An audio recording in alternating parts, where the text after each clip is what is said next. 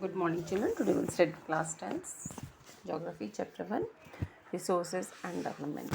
अभी तक पिछले वीडियोस में हमने टाइप्स ऑफ सॉइल पढ़ा। हमने black soil, red soil, yellow soil, laterite soil, arid soil के बारे में हमने पढ़ा, फॉरेस्ट सॉइल के बारे में पढ़ा, उनका लोकेशंस देखा। अब हम देखेंगे soil erosion and soil conservation. ठीक है, soil erosion and soil conservation हम पढ़ेंगे इसमें। उसके बाद आपका ये चैप्टर फिनिश हो जाएगा। ठीक है, देखिएगा सॉइल इरोजन।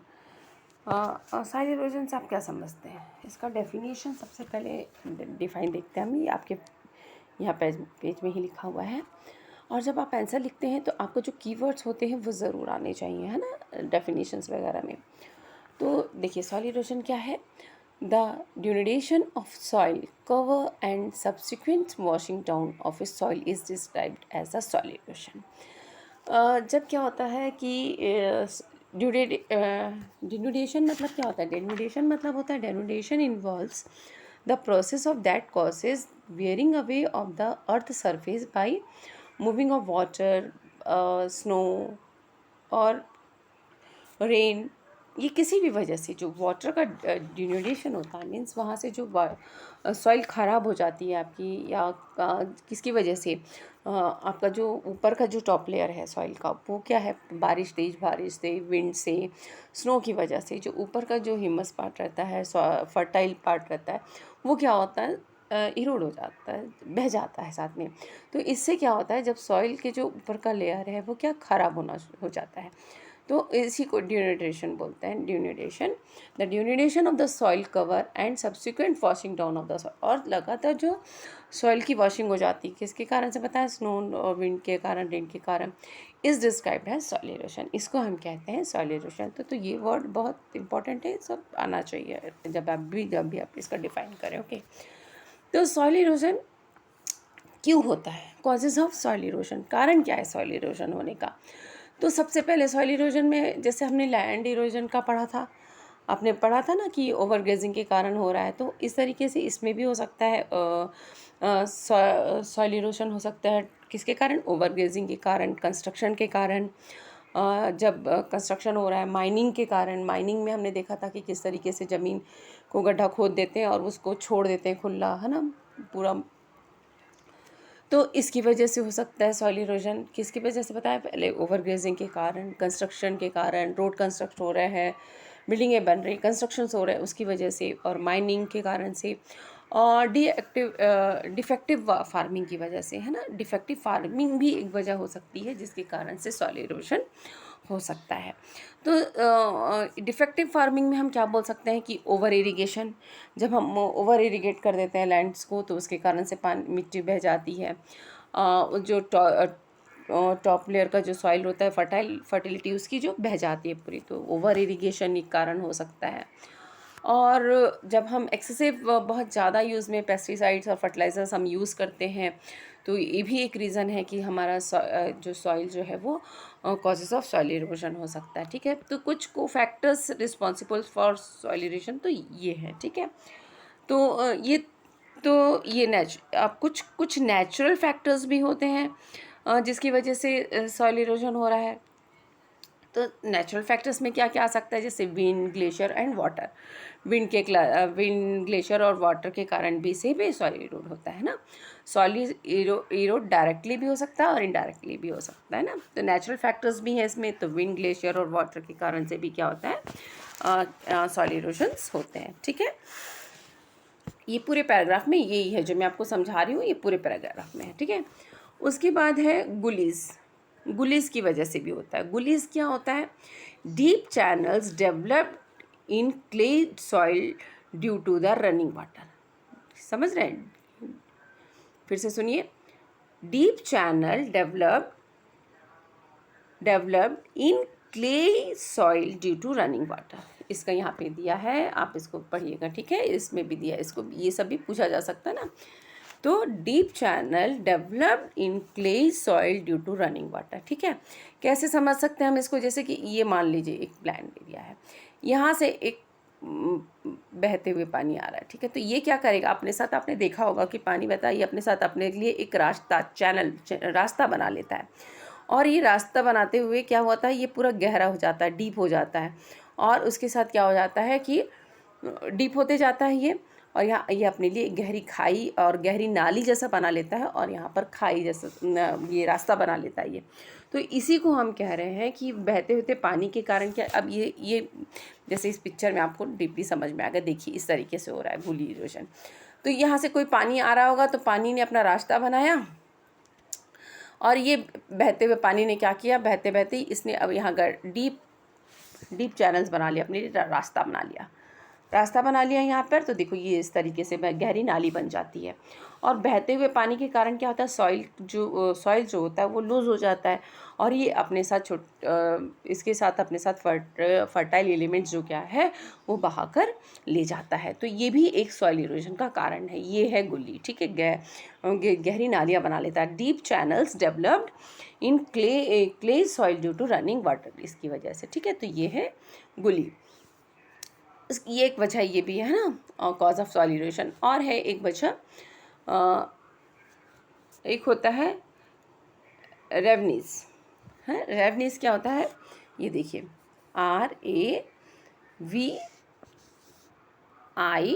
RAVINES, रेवनीज। तो ये क्या होता है, ravines means bad land, okay. The land becomes unfit for cultivation is known as bad land, okay, bad land. और in the Chambal basin such lands are called ravines, ठीक है। उस चंबल एरिया में इस बैड लैंड को रेनवीज कहा जाता है, ठीक है। छोटे छोटे टीले होते हैं ये ऐसे ऐसे छोटे छोटे टीले बने रहते हैं, ठीक है, छोटे छोटे टीले। ये बैड लैंड, ये क्या होता है, इसको बैड लैंड बोले, और चंबल की घाटी में इसको क्या बोला जाता है, रेनवीज बोला जाता है। ये अनफिट फॉर कल्टिवेशन है, ये भी क्या है, अनफिट फॉर कल्टिवेशन होता है। ये चंबल रीजन में पाया जाता है, जहाँ पे चंबल रीजन मतलब बोलिए आप मध्य प्रदेश में भिंड और मुरैना के जगह पे पाया जाता है। आपने पिक्चर देखी होगी, ये एक पान सिंह तोमर करके पिक्चर, उसमें जो घाटियाँ यूज़ की गई हैं, जहाँ पे ये डकैट्स जो होते हैं, अपने डाकू जो होते हैं, वो वहाँ पे छुपते हैं, है ना, पुलिस वगैरह से वो छुपते हैं वहाँ पे। तो ज़्यादातर वो डकैत अपने डाकू जो होते हैं वो अपने लिए उस एरिया में रहते हैं ना। तो वो अपने पान सिंह तोमर मूवी देखी होगी ना, उसमें आपको ये एरिया दिखाई देगा, है ना, बैडलैंड। तो चंबल की घाटी वहाँ पे है। तो ये छोटे छोटे टीले जैसे बने होते हैं, ठीक है, छोटे छोटे टीले ऐसे से बने होते हैं।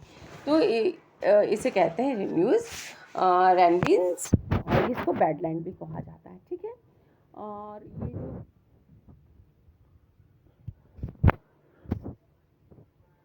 और वहाँ से जो आपको ये बता दिया मैंने कि किस तरीके से गुलीज बनती हैं। और ये देखिए, और ये जो भिंड और मुरैना की तरफ से होता है ना, और वहाँ से जो नदी निकलती है, मान लीजिए अपने साथ क्या क्या बहते हुए गुलीज क्रिएट करती हैं। और गुलीज क्या करते हैं, गुलीज क्रिएट हो जाने के कारण वहाँ की जो सॉइल जो होती है, soil is not fertile for cultivation. कहाँ पे रैनवीज का जो एरिया है वहाँ पे क्या हो रहा है, जब नदी निकलती है तो वो अपने साथ क्या करती है, गुलीज क्रिएट करते जाती है, और गुलीज क्रिएट करते जाती है तो उसके साथ जो सॉइल है वो अपने साथ पूरा टॉप लेयर की सॉइल जो है उसके साथ क्या कारण बह जाते हैं वहाँ से, और वहाँ की सॉइल फर्टाइल नहीं होती है, इस वजह से वहाँ पे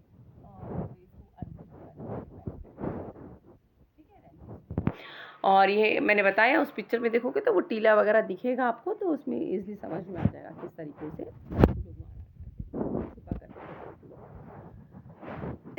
एक कारण हो सकता है शीट इरोशन का। इसके बाद एक कारण है सीट इरोशन।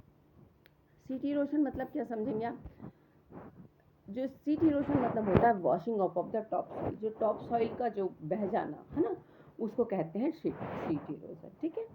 ये है, देखिए यहाँ पे, सॉरी, ये देखिए यहाँ पे है, in such cases the top soil is washed away, this is known as the sheet erosion, है ना। तो शीट पानी बह जाता है टॉप लेयर, तो और इसे हम कहते हैं शीट इरोजन, क्लियर। अब ये यहाँ तक हमने देखा कि किस तरीके से हम हम क्या थे देखा, कॉजेज़ ऑफ सॉइल इरोशन देखा, क्या क्या देखा हमने कॉजेज़ ऑफ सॉइल इरोशन में। ओवरग्रेजिंग है, कंस्ट्रक्शन है, माइनिंग है, डिफेक्टिव फार्मिंग है, मींस ओवर इरिगेशन हम कर देते हैं, तो over excessive use of pesticides fertilisers के कारण से भी सॉइल इरोजन्स हो जा रहे हैं। और फिर नेचुरल फैक्टर्स के कारण से, विंड, ग्लेशियर और वाटर के कारण से भी हो रहा है, और गुलीज के कारण, रेनविज के कारण और सीट इरोजन के कारण हमने देखा कि सॉइल इरोजन्स हो रहे हैं। अब इसको हम कंजर्वेशन कैसे करेंगे, इसको कंजर्व कैसे करेंगे, कैसे कर सकते हैं हम लोग। सबसे पहले तो हम क्या कर सकते हैं कि कुछ मेथड्स हैं, जैसे कि पहले हम आपको इस पैराग्राफ में ये सारी चीज़ें इस पैराग्राफ में मिलेंगी, ठीक है। ये सेकंड पैराग्राफ में यहाँ पे सारा कुछ समझा हुआ है। ये होता है काउंटर प्लगिंग, आपको दिख रहा होगा। काउंटर प्लगिंग मीन्स क्या होता है, देखिए plugging along the counter lines can decelerate the flow of water down the slopes. अब जैसे कि ये पहाड़ है, मानिए, है ना, ये पहाड़ है, तो ये क्या करते हैं, ये इस तरीके से इसको, ये पूरा गोल रहेगा ना अभी, तो ये ऐसे ऐसे करके, तो इस तरीके से फार्मिंग करते हैं, ठीक है। यहाँ पे लगाएंगे वो, तो इधर लगाएंगे, इस साइड लगाएंगे गोला, तो ये होता है काउंटर प्लगिंग, ठीक है। तो काउंटर प्लगिंग करेंगे तो जो सॉइल जो होगा इरोड होने से बचेगा। अब मान लो यहाँ से कुछ पानी डाला तो ये सॉइल बह के नहीं बहेगा ना, इरोड भी होगा, बचेगा सॉइल। अब इधर नहीं होगा, ये पूरे ऐसे एरिया में ऐसे ऐसे करके वो लोग करेंगे, तो इरोड नहीं होगा इससे, ठीक है। और एक ये मेथड हो गया काउंटर प्लगिंग। और एक होता है टेरेस फार्मिंग कर सकते हैं, देखिए बचाने के लिए। तो ये पहाड़ है, पहाड़ से हमने इसको टेरेस फार्मिंग में आपने पहले भी पढ़ा होगा, अगली क्लास, पहली क्लास उसमें इस तरीके से उसको काट देते हैं, जमीन जो लैंड है, माउंटेन एरियाज है, उसको कट करके एक टेरेस जैसा बना देते हैं। और टेरेस में यहाँ पे वो लोग खेती करते हैं, इस एरिया पे खेती करते हैं। इससे भी क्या होता है कि अब यहाँ पर खेती करेंगे तो यहाँ पर कुछ तो रहेगा नहीं, यहाँ से तो सीधे पानी डालेंगे तो सीधे बह जाएगा। लेकिन टेरेस फार्मिंग में यहाँ पर भी क्या होता है, पानी रुकता है ना, पानी आसानी से पूरा बह नहीं जाता। तो इस तरीके से टेरेस फार्मिंग करके भी वो सॉइल को क्या कर सकते हैं, कंजर्वेशन कर सकते हैं, ठीक है। दो स्टेप बताया मैंने अभी। और होता है एक स्ट्रिप फार्मिंग। स्ट्रिप फार्मिंग से क्या समझते हैं, देखिए स्ट्रिप फार्मिंग क्या होता है। स्ट्रिप फार्मिंग में क्या होता है, देखिएगा, इस तरीके से पिक्चर्स भी आप बना सकते हैं। देखिए स्ट्रिप फार्मिंग में क्या होता है, इस तरीके से है, लैंड का एरिया है आपका। आप यहाँ पे क्या करेंगे, इस तरीके से, ये देखिए इस तरीके से हम क्या कर सकते हैं, स्ट्रिप बना सकते हैं। चाहे यहाँ पे हम स्टोन से बना दें लाइनें, या ग्रास लगा दें। इस तरीके से क्या होगा कि जो विंड के साथ क्या होता है, प्लेन लैंड है, तो प्लेन लैंड के साथ तेज़ हवा चलती है, तो हमें पता है कि पूरा जो बालू है, हमारा रेत है, वहाँ का जो सॉइल है, वो सब उड़ के चला जाता है तेज़ हवा से। एक बार यहाँ से पानी डाला और पूरा, तो वो निकल जाएगा। लेकिन यदि इस तरीके से हम स्ट्रिप लगा देंगे यहाँ पे, या पत्थर या स्टोन से बना देंगे या ग्रास से बना देंगे, तो क्या होगा कि हम, यदि मान लीजिए मैंने यहाँ से तेज़ हवा चल रही है यहाँ से, तो वो क्या, यहाँ से तेज़ हवा चलेगी तो यहाँ से जो सॉइल्स होंगे वो उठ के यहीं तक आएंगे, और बाकी वो सॉइल्स क्या यहाँ जमा हो जाएंगे ना, वो बह कर बाहर उड़ के नहीं चले जाएंगे, पानी से भी वो बह के बाहर नहीं जाएंगे। तो इस तरीके से उन्होंने स्ट्रिप फार्मिंग भी हम कर सकते हैं ना। और हम क्या कर सकते हैं, अभी हमने देखा काउंटर प्लगिंग कर सकते हैं, टेरेस फार्मिंग कर सकते हैं, और स्ट्रिप फार्मिंग भी कर सकते हैं। और इसके बाद हम क्या कर सकते हैं, इसके बाद, और इसके बाद हम शेल्टर बेल्ट्स भी एक बार हमने बताया था आपको। देखिए इस तरीके से हमारे पास जो फार्म लैंड है, ठीक है, ये हमारा फार्म लैंड है, तो इसमें हम क्या करेंगे, शेल्टर बेल्ट्स में हम क्या करेंगे, इसके आसपास जो है हम यहाँ पे क्या करेंगे, पेड़ पौधे लगा देंगे। इसके पूरे चारों तरफ हम क्या करेंगे, पेड़ पौधे लगा देंगे चारों तरफ, ठीक है। चारों तरफ हम क्या करने वाले हैं, पेड़ पौधे लगा देने वाले हैं। यहाँ प्लांटेशन कर लेंगे, ड्राइंग पे मत जाइएगा, ये प्लांटेशन है ना, हम यहाँ पर प्लांटेशन कर देंगे।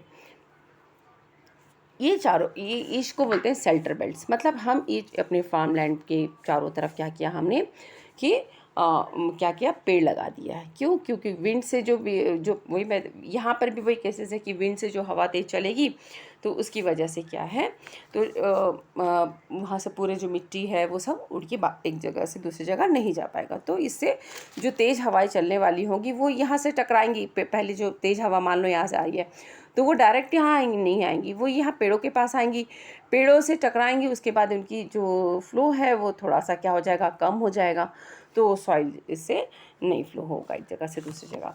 तो large field can be divided into strips में, हम स्ट्रिप में फार्मिंग में करते हैं, और strips of grass and left grow between the crops. This breaks up of the force of winds, और this method is called strip cropping.